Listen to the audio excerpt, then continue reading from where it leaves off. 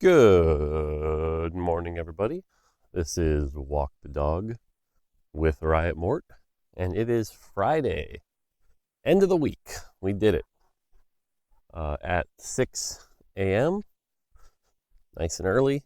Gonna get started on my day and have a good day.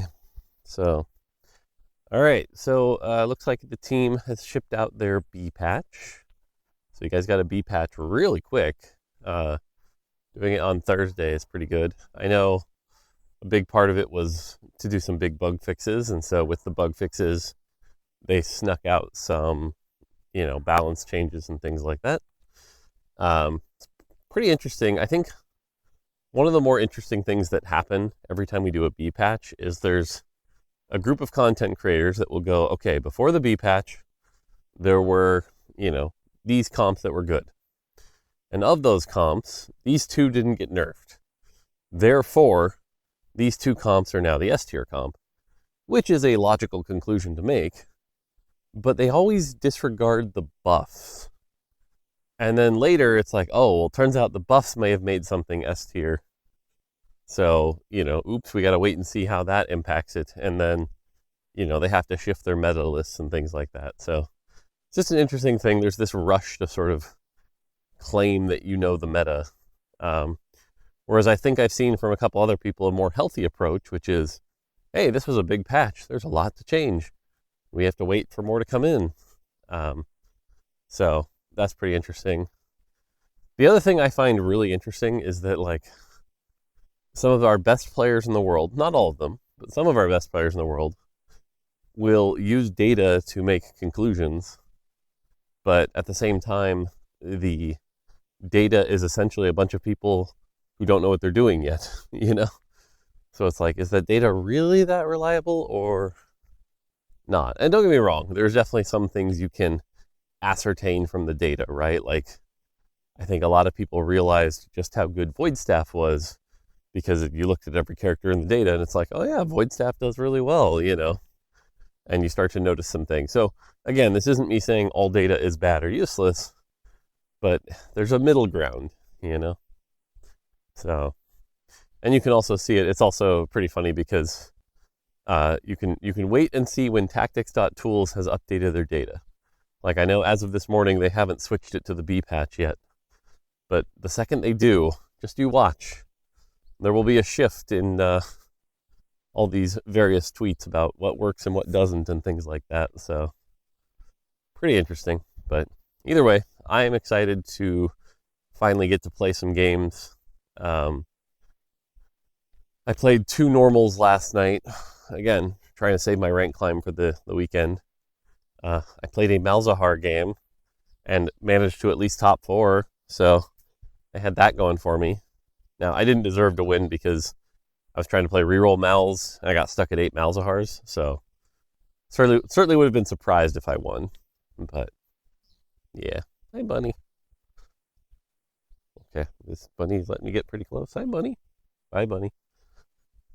So anyway, like I said, excited to play this weekend, see how it plays out. I know, if I haven't said it publicly here, I'm going to say it here as well. But no matter where the balance has landed with the set or whatever, or how you feel, the thing I'm really proud of is the people working on the balance right now are giving it like 120%. That team is going all out. I've been watching them from afar, seeing them, do their sims and study and try to like get it all figured out. And so I'm very proud of the effort they're putting in. So, and this set's a pretty complicated set. There are traits like Star Guardian that, are one of the hardest to balance traits we've ever made. And even I would struggle with Star Guardian. I think that is an insanely hard trait to balance. And not to mention all the combat, the power-ups, the combinatorics that come with that. So there's a lot going on here. So it's a tough set, but overall, again, at the end of the day, the thing that matters is, are people having fun? And it's funny. Blue Velvet and I were talking about 15 versus 14, and I think if you look at 14, people were more critical of the balance because the core set was less innovative and fun. And so if you're not having as much fun, or I think it was Giovanni I was talking to about this, but either way, if your core is less fun, balance is going to be under much more scrutiny. Whereas if your core is much more fun, balance gets a pass for a little while. I think we're in kind of that world where, again, 15 has such a great core that the balance, if it is off or whatever, isn't under as much scrutiny, which is a good thing. So, again, pretty proud of the team. All right, questions. How does the design process for 5 costs work compared to other things? Is it much different? Is there a lot that goes into it? How does that all work? So, this is a good question and a little long, but the answer is yes. 5 costs are radically different when it comes to the design process. Generally, when you're first setting up your paper structure for your set, and you're laying out like, okay, here's all our origins, here's our cost structure, here are things like that. Generally, you have pretty known structures here, right? Like at the 4 cost space, we need 4 tanks and 8 carries usually, right? And of those tanks, one of them will be your AoE CC tank. One of them will be, really durability. One will be shield. One will be heal. Of your carries, you're going to have some ranged AD, some ranged AP, a melee or 2. All pretty known structures. But the 5 costs are where we go, you know what? Screw the framework. Screw the rules. Now, we have had some frameworks for 5 costs. One of those was that we always said, some of the team uses this term, sweet or neat. I don't like that framework because I don't remember which one is neat and which one is sweet. But the general idea here being is that we have 5 that are usually just like really cool, powerful carries in a unique way, and 3 that like break the game rules to some extent and do things that are pretty weird. And break the game rules can mean a lot of different things, right? Garen breaks the game rules by giving you these modifiers on your traits. Or, Twisted Fate breaks the game by like giving you this whole rogue captain system that allows for stacking and extra loot, right? Like there's different definitions of what those are, but that's kind of the general framework for 5 costs. And then from there, what happens is, so let's say you're working on, Star Guardian, right? And you're like, okay, we know Poppy's our 4 cost, whatever, but who's going to be our 5 cost? And you might say, hey, we're going to start with Jinx as our 5 cost. Well, actually, we've done Jinx 5 cost before. There's not a lot there. Maybe we're going to switch that up. And so you can actually swap out which champion is the 5 cost pretty easily during the paper phase, because you just have to like switch it with a 3 cost or a 4 cost. Not a big deal. In the case of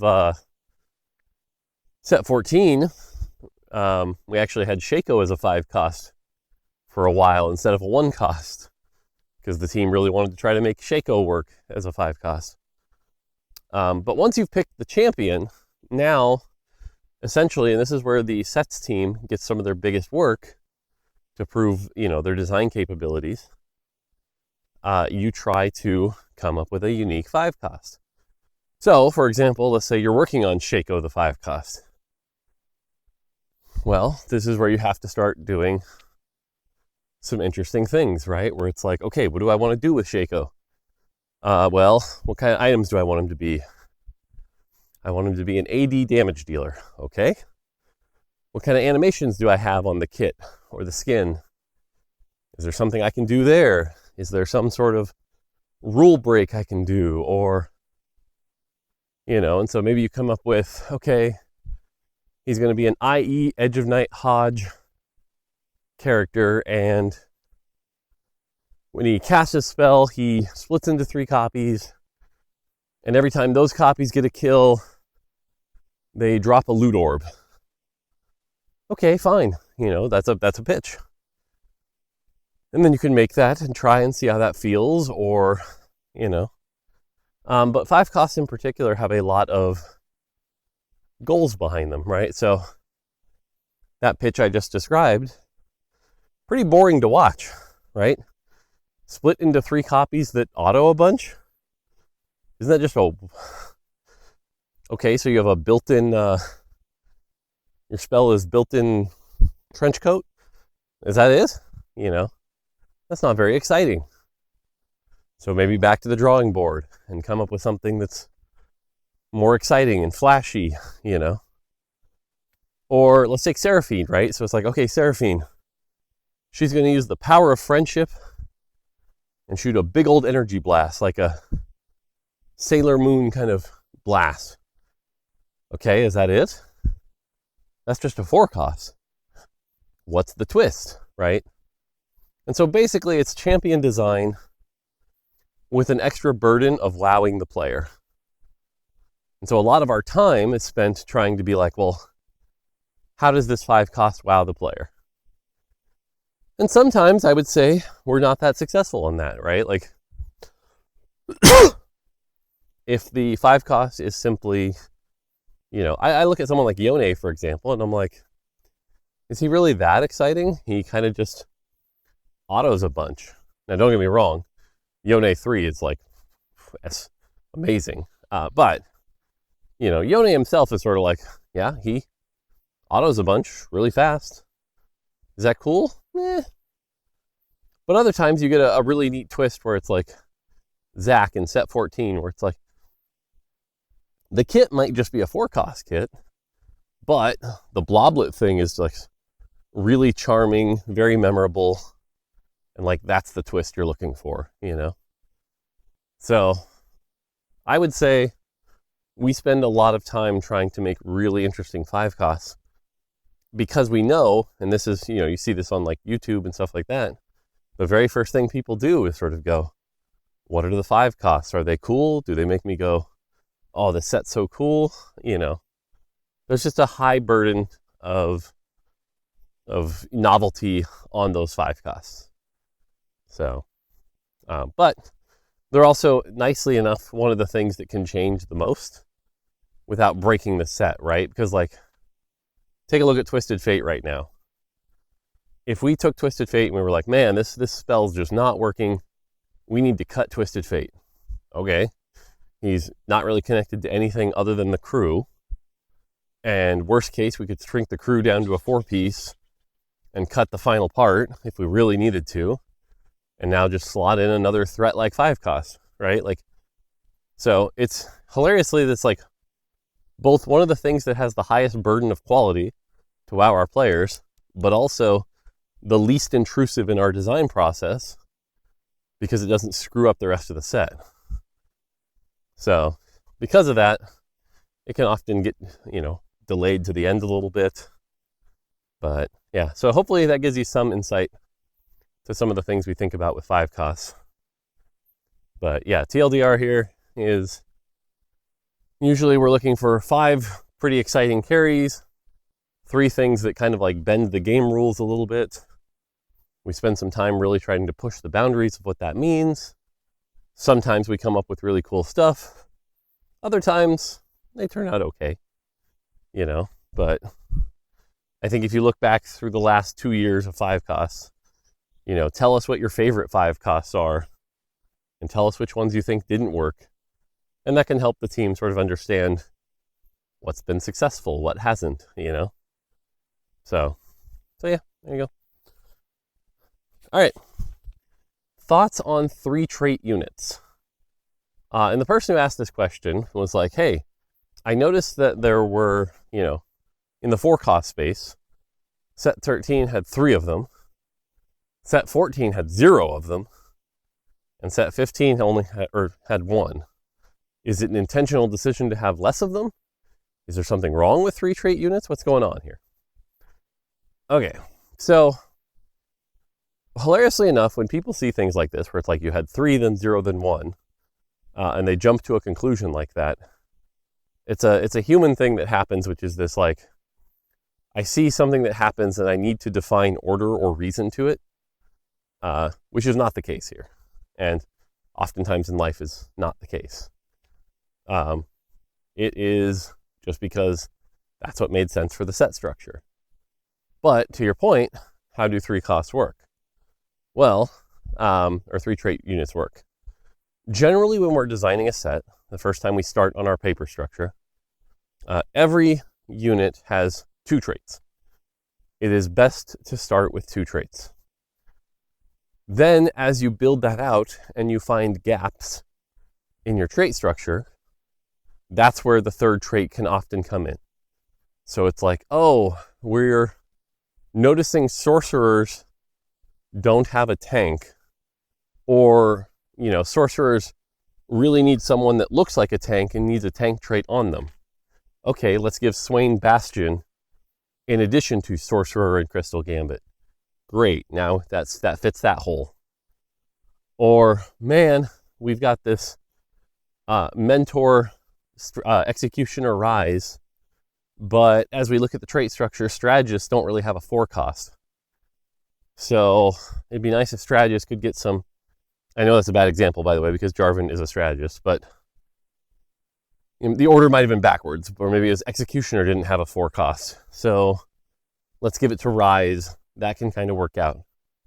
And so often the triple trait thing is something that we think fills a gap that is needed to fill out the rest of the set, or we think just opens up some really unique build paths, right? The second version of this is we have our trait, we start playtesting, and during playtest, one of our GAT folks is like, man, if Poppy was also a heavyweight and not just a Bastion, the build path would make a lot more sense.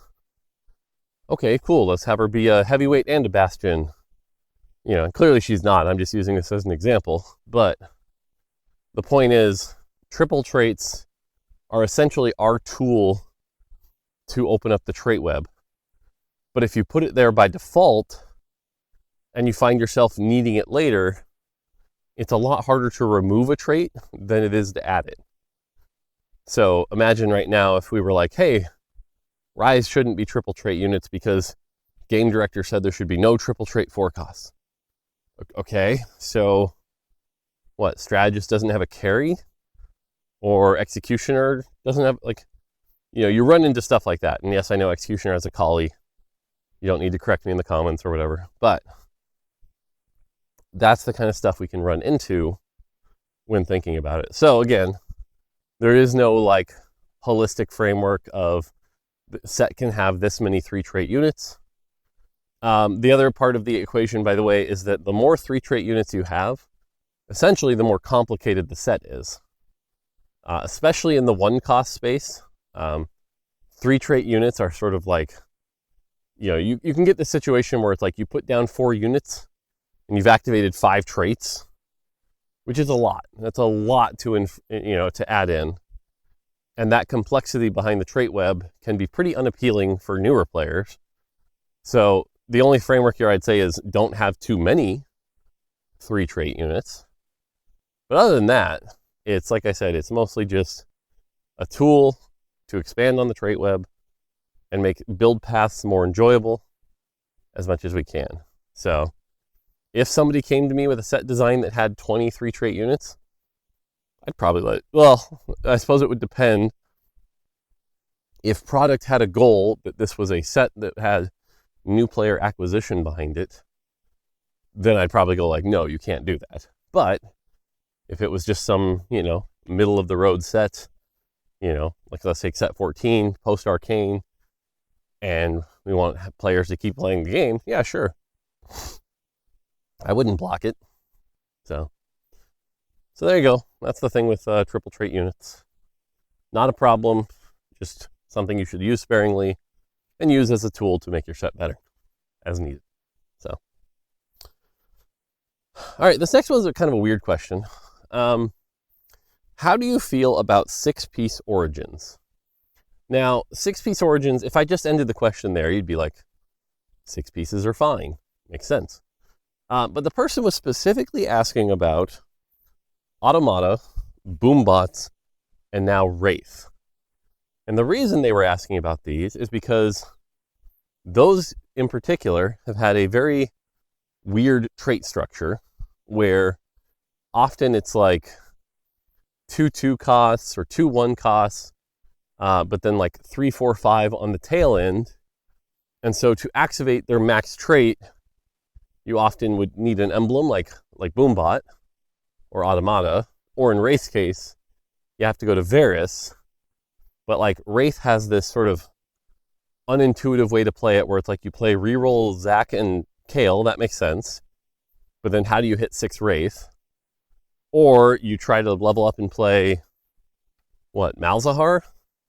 But then who do you reroll with Malzahar? Or, Jhin and Varus? Sure.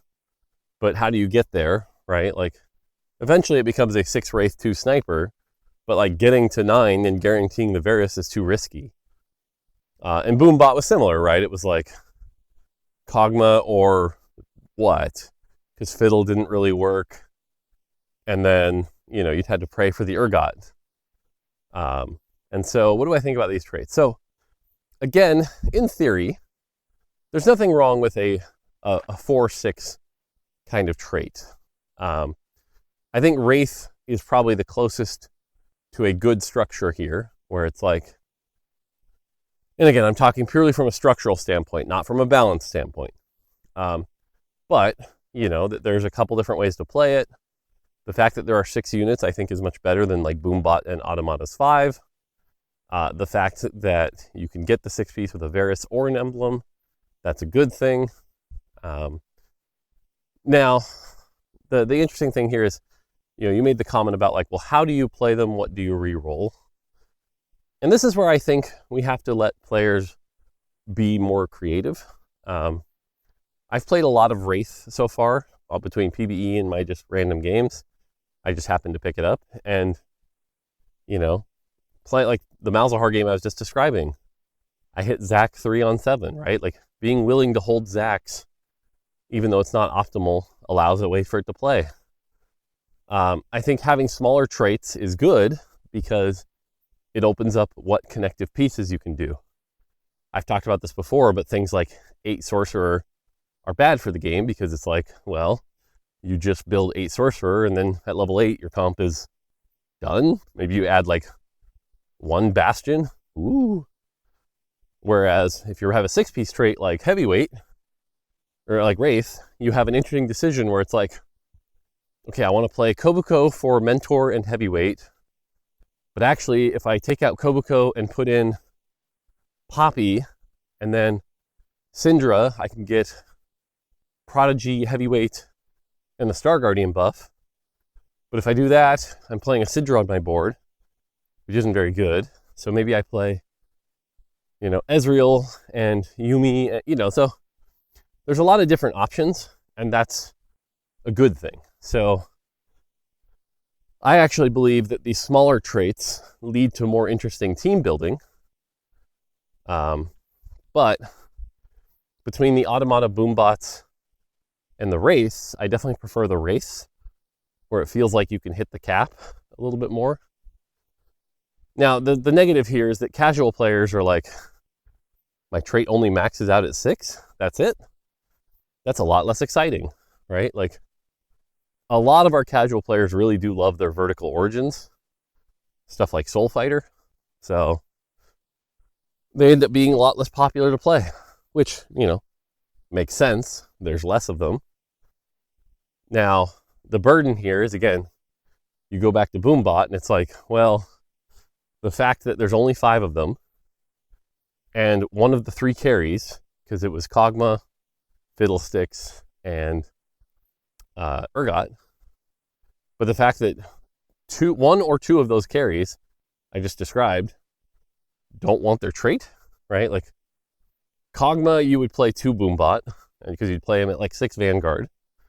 And then Fiddlesticks, you would play at 2 Boombot because you'd play Cho'Gath and Fiddle. But other than that, you didn't really want to go 4, which is kind of awkward. But that leads into a whole other different problem we have right now, which is that middle traits are not good right now. Middle traits are simply a stepping stone to the end trait. But realistically, our game is mostly designed around having bronze traits and gold traits. And all you have to do to prove that theory is go to like a tactics.tools and sort trait data by traits and scroll to the bottom. And what do you see? A whole lot of silver traits, you know? So that's actually one of the longer term problems I think we have to solve on TFT, is that silver traits are just a stepping stone, but if you end up on them, they're pretty terrible. Which is always a tough balance, because the alternative is you end up with something like Fairy, where the silver trait is so good that you never go the gold trait, and that line is, we've talked about that before. But yeah, so I think the reality here is that I'm okay with those type of traits. I think they're a nice mix. I think they help make the set not have every origin feel exactly the same. I do think they're going to be less popular and a bit more narrow. There's less units. I do think we need to make sure those carries want that trait. Wraith is an example here where, like, it's pretty tough actually. Do you really need a 2-piece Wraith if you're playing a Malzahar carry? But hopefully there's enough pieces there that it's still worth it. So, but yeah, there you go. All right.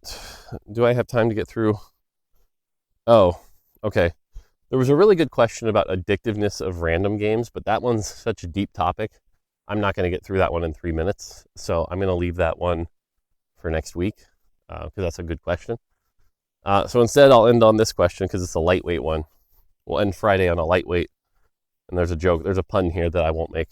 How has the walking benefited your health? So again, I don't want to talk about this too much in detail till I actually reach my goal. But generally, my approach, for those who don't know, has been exercise more, do my morning walks, squats. I've got some weights in my room, stuff like that, and eat less. That's it. Like, there's no medication or whatever. There's no anything else. It's just exercise more and eat less. That's it. So, to your question, how has that benefited me? Well, I certainly get out of breath less. That's a huge plus, right? Like, if I was doing some housework, I could find myself out of breath pretty quickly, and my wife would kind of make fun of me of like, she's like, "Oh, you okay there, oldie?" And it's like, okay, fine. I'm certainly out of breath a lot less now, which is good. My wife also says I'm snoring a lot less, though to be fair, she's also been like, "I'm so tired, I don't really notice it if you do." So it's not like I've recorded myself to prove that the snoring has gone down, but so far it seems to have gone down, which is a positive. Now, apologies if this is TMI, but a couple of years ago, you guys might remember I was doing those infusions for my stomach issues. I stopped doing those, 2 years ago when insurance kind of fucked me over. So, but since then, things have actually been fine. I don't have any issues. I don't find myself with a sense of urgency around those situations, which is good, frankly, because I'm eating less, which means there's less to deal with. So overall, I'm definitely healthier. Now, I also would say it hasn't felt like a big transformation because it feels slow and gradual. So, I don't know. Hilariously enough, I still look at myself in the mirror and I see a belly and I'm like, oh, still a fat ass a little bit. Still work to do. But it is nice when people you haven't seen in a while are like, "Whoa, Mort, you look different." And it's like, oh yeah, that feels good. When Froden came to the house, he brought it up and he's like, "Mort, your clothes look like they don't fit you." I'm like, sweet, that feels good. So, for now, it's keep going. This is always the hardest part, by the way. I've done this journey a couple times over the years, and I always find the first bit pretty easy. It's like, stop eating and weight goes down. Shocker, I know. But to really get down to like what people perceive as healthy weight, which like for my height is you have to be about 180 pounds. That's a long way to go. That's and I really struggle with that last 20 especially. Like in the last 20 years, I've been below 200 before, once in the last 20 years. But when I got there, it was like trying to make any progress after that was really hard. So that's going to be the tough part this time. And I'm kind of dreading that part, but I got to stick to it. And this just goes to show you how stubborn I am, because people, you've seen on stream where people come in and try to use that against me. And it's not that that bothers me, but there's this like competitive gamer side of me that just wants to be like, oh yeah, well, I'll just prove you I can take care of that. No problem. Now what? If I can just use, frankly, willpower and just beat that, what's your problem, Mr. Twitch chatter? So, but yeah, overall, I would just say the bigger thing is more stamina, less losing my breath, things like that. So, and when my wife and I went to steak dinner the other night for date night, normally I could devour that no problem. This time I got about 70% through my meal and was sort of like, I'm full. I need to stop eating. And again, old Mort would have just devoured it anyway, but I stopped. I think I took like 2 more bites and was like, I'm good. That was a good meal. I don't need to keep eating. So, which was good. So there you go. All right. Next week, so weekend we got stream. Stream will be good. I'll be doing ranked. It'll be fun. We'll see how far I can get. My goal is, as usual, plat by the end of the weekend. So we'll see if we can get there pretty quick. Next week, Monday, I'll be doing the walk from here. But then Tuesday, Wednesday, Thursday, Friday. Actually, Tuesday, Wednesday, Thursday will be from the hotel room. Friday, you might not get one because I'm flying back Friday early morning. We'll see if I can do one. I might pre-record one Thursday night or something. And they won't really be walks because I'll be sitting in the hotel room. But that is what it is. And then after that, who knows? Maybe the week after I'll have an announcement or something. Who knows? So you never know. Life is never a straight line. But then again, sometimes you find yourself driving to the right destination. So I'll leave it at that for now. All right, that's going to do it for me. Hopefully you guys have a great weekend. Hopefully I'll see you on stream. Until next time, take it easy.